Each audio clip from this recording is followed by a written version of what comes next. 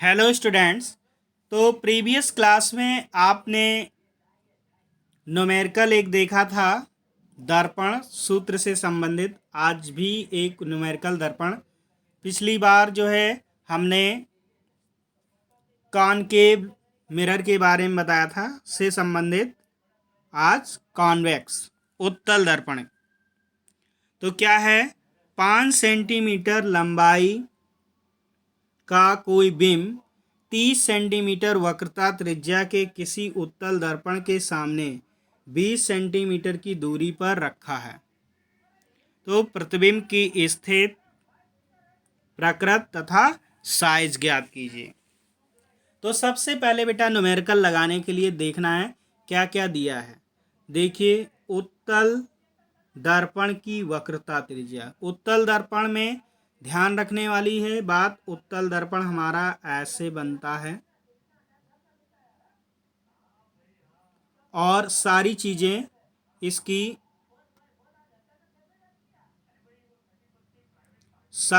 जितनी भी होती हैं वो किस साइड होंगी,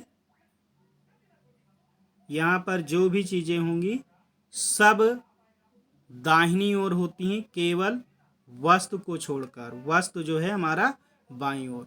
तो यहाँ पर u की वैल्यू निगेटिव होगी, बाकी सब कुछ पॉजिटिव ही होगा, प्लस होगा।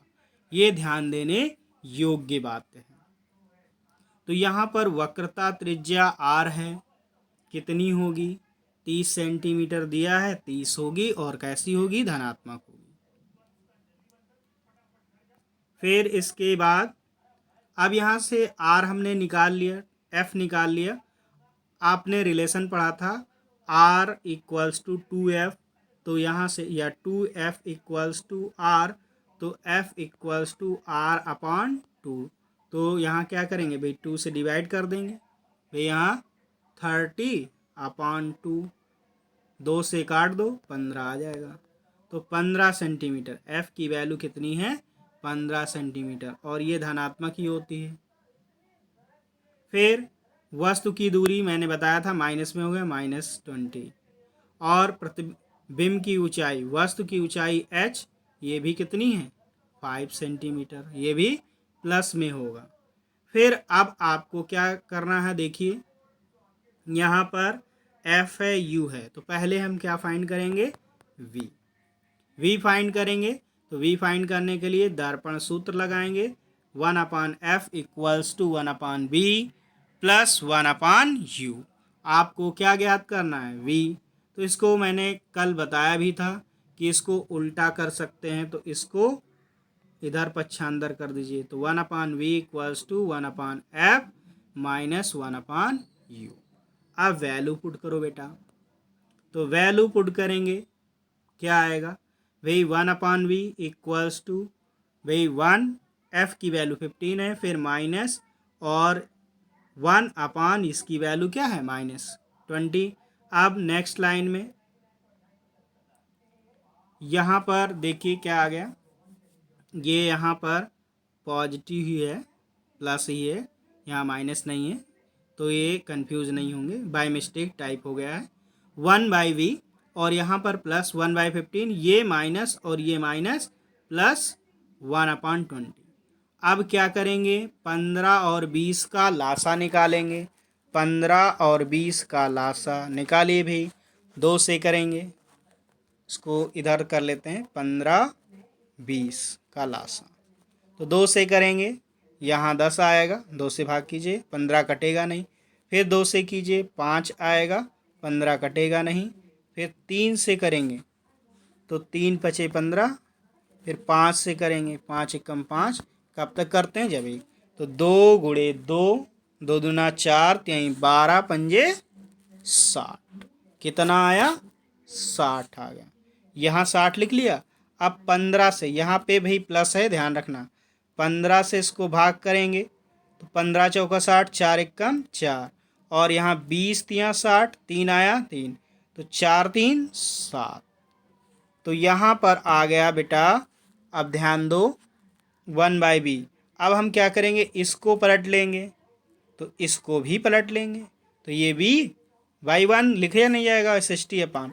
आप 7 से भाग करो, 7 अठी 56, कितना बचा?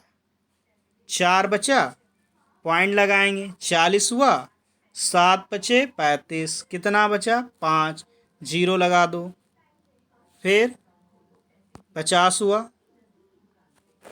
फिर कितना आएगा? 7 सते 49, भाई 7 से 7 तो ये आएगा। फिर उसके बार आएगा, एक बार और भाग करेंगे, तो ये अप्रॉक्सीमेट इतना लिख लिया। अब हमें अगर एक ही डिजिट तक चाहिए तो यहाँ पर 1 और ऐड कर देंगे। तो ये भी कहाँ पर प्रतिबिंब? पीछे दर्पण के, क्योंकि राइट साइड में बनता है, पीछे 8.6 दूरी पर बनेगा। क्यों आया 8.6? यहाँ पर 1 हमने अप्रॉक्सीमेट ऐड कर दिया।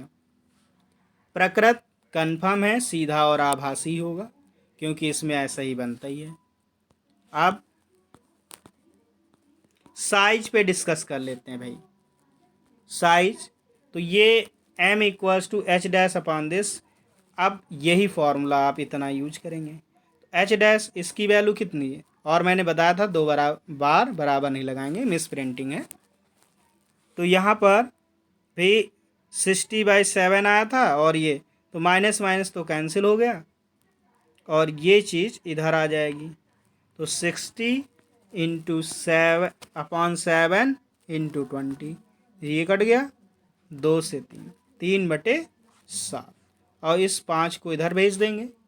तो यहाँ पर देखिए, ये जब 5 इधर आएगा तो एच डैश इक्वल्स टू 5 गुणे 3/7, 5 3 15/7। अब भाग करो, 7 दूनी 14, 1 बचा 10, भाई पॉइंट लगाने के बाद। अब 7 एकम 7, अब हमको लगता है 3 बचा, फिर 7 चौक 28, यहाँ पे 1 जोड़ देंगे, तो 2.2 सेंटीमीटर आ गया। कितना आ गया? 2.2 सेंटीमीटर। तो प्रतिबिंब कैसा बना? वस्तु से छोटा बना। तो ये न्यूमेरिकल इतना। तो इस न्यूमेरिकल को भी बहुत अच्छे से तैयार कीजिएगा और होमवर्क ज़रूर भेजिएगा।